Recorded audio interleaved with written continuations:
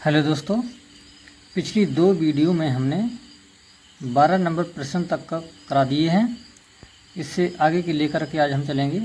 यदि आप गणित सीखना चाहते हैं बिल्कुल बेसिक से, तब आप इस चैनल से जुड़ सकते हैं। यहाँ पर हम गणित सिखाने के लिए हर संभव प्रयास करेंगे। जो कठिन से कठिन प्रश्न है उसको भी कराएंगे और सरल भी कराएंगे, जिससे कि आपके जो प्रश्न हैं वो कंठस्थ हो जाएँ। देर न करते हुए चलिए वीडियो शुरू करते हैं। तो 13 नंबर के प्रश्न में लिखा है निम्नलिखित संख्याओं को जोड़िए। यानी यहाँ पर जो 6 प्रश्न है ये जोड़ के हैं।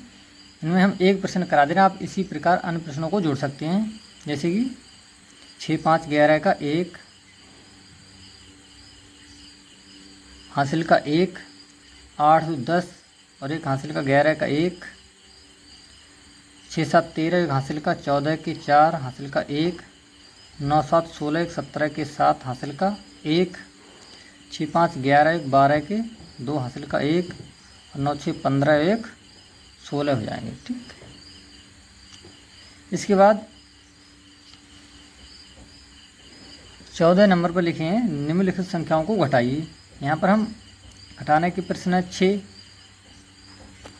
तो इन प्रश्नों में से एक प्रश्न करा दे रहे हैं।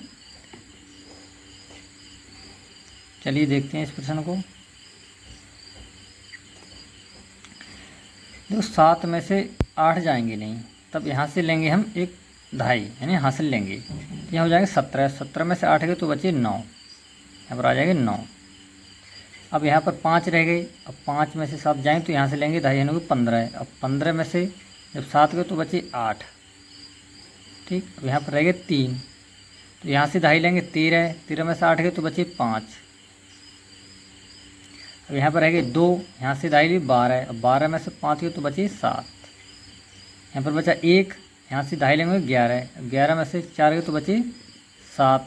यहाँ रह गए 6। अब 6 में से 4 गए तो बचे 2। इस प्रकार के इन सभी प्रश्नों को कर लेंगे। चलिए आगे देखते हैं। तो 3 प्रश्न इस तरफ हैं, आप इनको भी ऐसे ही कर लें। अब हम देखेंगे 15 नंबर प्रश्न। क्या लिखा है इसमें। यहाँ पर लिखा है 15 नंबर प्रश्न पर एक क्षेत्र में मतदाताओं की कुल संख्या इकाई, दहाई, सैकड़ा, हजार, 10,000, लाख यानी 6,42,350 थी। यदि इनमें से स्त्रियों की संख्या यानी 3,76,628 हो तो पुरुषों की संख्या ज्ञात कीजिए। मतदाताओं की संख्या यानी इसमें स्त्री और पुरुष दोनों शामिल हैं, और ये स्त्रियों की संख्या है, तो इसे प्रश्न है घटाने का, यानी इस संख्या में से इसको हम घटा देंगे।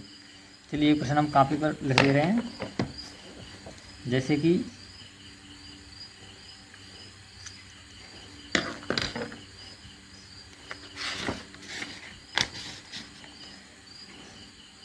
$6,42,350 में से 3,76,628 अब घटा देंगे तो यहाँ पर हमें पुरुषों की संख्या ज्ञात हो जाएगी।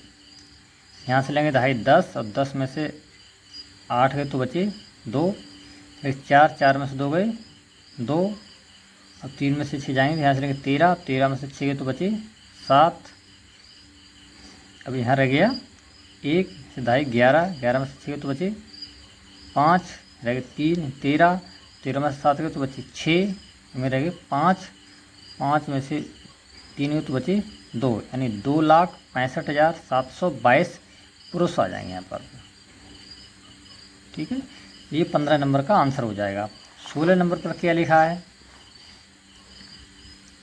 एक राज्य ने रुपया, कितने रुपए हैं, इकाई, दहाई, सैकड़ा, हजार, 10,000, लाख, 10 लाख यानी 52,61,446 चिकित्सा पर, और रुपये 42,03,679 समाज कल्याण पर, तथा रुपये 23,37,340 शिक्षा पर खर्च किए। बताइए राज्य ने कुल कितना खर्च किया। यानी कि इसमें एक प्लस का निशान है, ऊपर नीचे इन सभी को रख करके जोड़ लेंगे। हम आपको बता दे रहे हैं, आप इन्हें रख लें। ठीक है, इसी प्रकार ये जोड़ का प्रश्न कर लेंगे। 17 नंबर का, भारत के कारखाने में 625 रेडियो प्रतिदिन बनते हैं। अप्रैल माह में कारखानों में कितने रेडियो का उत्पादन हुआ है? तो ये प्रश्न है गुणा का, यानी 625 ऊपर रखेंगे और अप्रैल माह, अप्रैल में कितने दिन होते हैं? अप्रैल में होते हैं 30 दिन। तो यहाँ पर हम 625 ऊपर रख के और 30 से कर देंगे गुणा, जो आएगा वही हमारा आंसर हो जाएगा। ठीक, इस प्रकार आप देखते हैं 18 नंबर प्रश्न।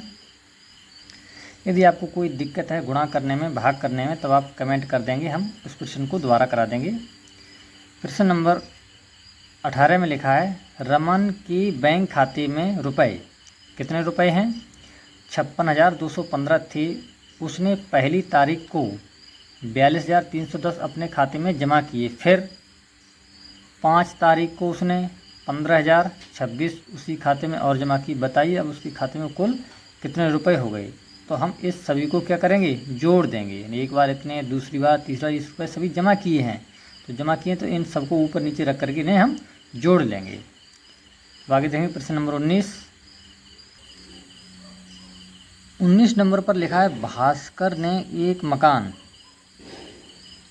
4,36,895 रुपये में खरीदा और उसकी मरम्मत पर 15,000 रुपये खर्च किए। फिर उस मकान को 3,48,650 में बेच दिया। उसने कितना घाटा हुआ? तो पहले उसने इतने में ख़रीदा और इतने रुपए में मरम्मत कराई, इन दोनों को पहले हम जोड़ देंगे। ठीक है, चलिए इसको यहाँ पर हम कर देते हैं। 19 नंबर का प्रश्न, तो 4,36,895, उसमें 15,000 हम जोड़ देंगे।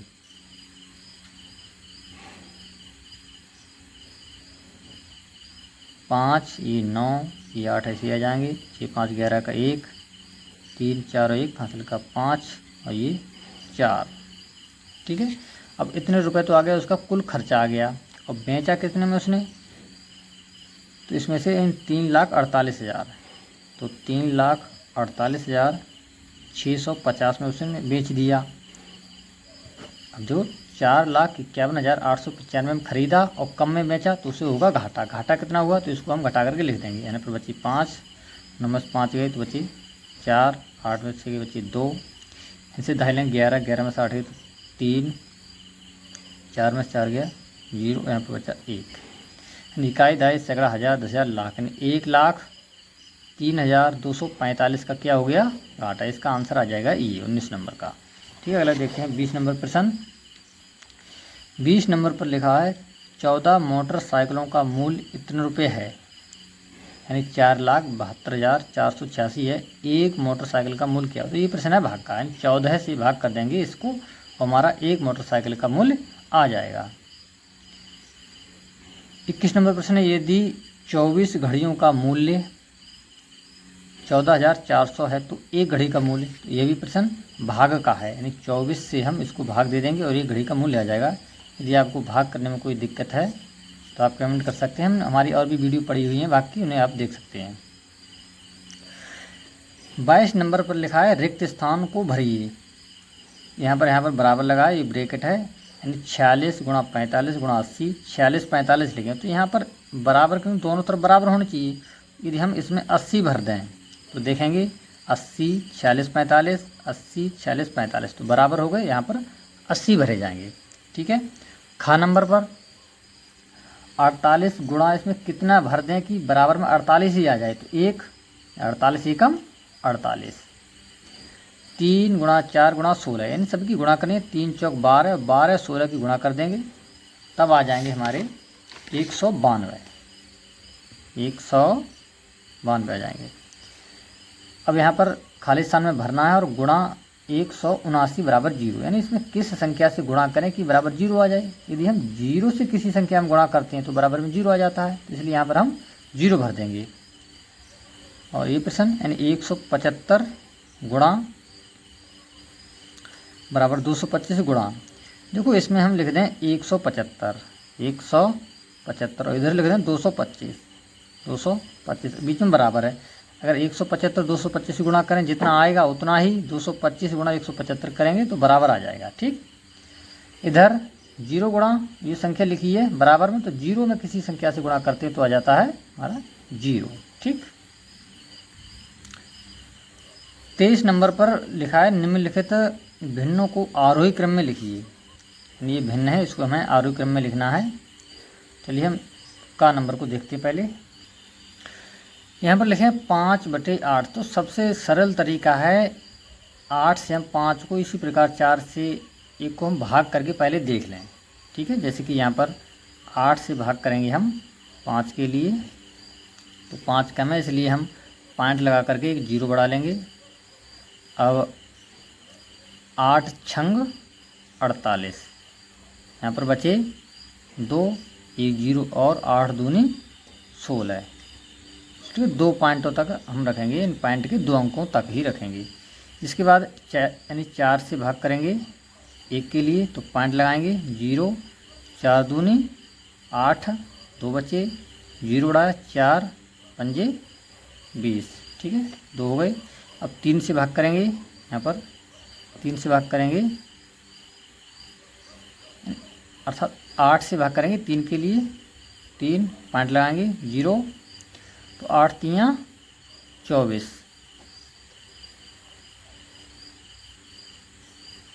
6 बचे, 1 0 और 8 7 56। ठीक है, और 4 बचे, यानी 2 पॉइंटों तक रहने देंगे। अब इसके बाद 16 से भाग करेंगे 13 के लिए, पॉइंट लगाएंगे 1 0,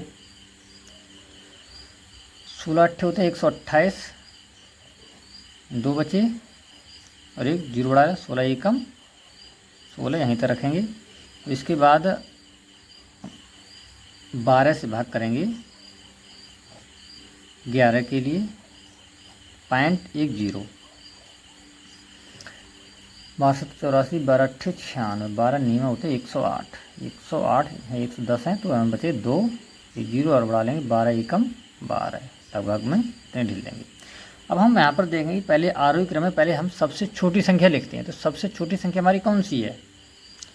यहाँ पर हम देखो, एक ये है, 1 2 3 4 5, तो इन सब में देखेंगे सबसे छोटी संख्या हमारी 0 पॉइंट यानी 25, यानी कि 4 और 1 वाली, यही सबसे छोटी संख्या है, क्योंकि यहाँ पर 25 है, पॉइंट 25। तो यानी कि सबसे पहले लिखेंगे हम 1/4 कामा लगा दें। ठीक, इसके बाद देखते हैं, इसको हमने देख लिया। इसके बाद जो उससे बड़ी है ये 0.37 यानी 8 वाली, 8 से हम जो 3 को भाग दिया है, यानी कि 3/8 कामा। इसके बाद इस सभी में देखेंगे 8 5 वाली, यानी कि ये वाली संख्या है, यानी कि 5/8 कामा। इसके बाद सब लगी इन दोनों में ये 16 वाली है, यानी 16 अर्थात 13/16 कामा, और लास्ट में हमारी जो संख्या रहेगी 12 वाली, यानी 11/12। ठीक है, इसी प्रकार इसको हम यहाँ पर हम लिख दे रहे हैं, आप इसे देख सकते हैं। इसी प्रकार की करेंगे। इसी प्रकार हम इसका जो दूसरा प्रश्न करेंगे आरोही क्रम वाला, तो इसमें देखेंगे जो हमारी सबसे छोटी पहली संख्या है तो 6/15 वाली है। ठीक है, हमने इसको हल करके देख लिया है, समय ज़्यादा हो रहा है इसलिए हम इसको डायरेक्ट लिख रहे हैं 6/15 कामा। इसके बाद 13/20, 13/20 कामा, 4/5, 4/5 ये वाली कामा, 9/10 ये वाली, 9/10, और लास्ट में 24/25 अर्थात 24/25। ठीक है, 24 नंबर पर लिखा है निम्नलिखित भिन्नों को अवरोही क्रम में लिखिए। हम जो 23 नंबर के प्रश्न कराएं बिल्कुल सेम प्रोसेस वही है, आपको उसी प्रकार के भाग करना है। इसमें सिर्फ पहले सबसे बड़ी संख्या, फिर उससे छोटी, उससे छोटी, इस प्रकार क्रम में लिखना है। वीडियो लंबा ना हो इसलिए हम इनके आंसर लिख रहे हैं, आप इनको भाग करके क्रम में लगा लें। जैसे कि पहला है, इसमें हम 53/56 आ जाएगा पहले का, 53/56 कामा। इसके बाद 25/28, 25 बटे में 28 कामा 11 बटे में 14 कामा 16 बटे में 21 और इसके बाद लास्ट में 12 बटे में 35। इसी प्रकार हम जो लास्ट वाला है इसको भी देख लेंगे। इसमें सबसे पहले जो सबसे बड़ी संख्या आ जाएगी वह है 19 बटे में 11 है, अर्थात 19 बटे में 11 कामा 14 बटे में 11 ये वाली संख्या 14 बटे में 11 कामा इसके बाद 27 बटे में 22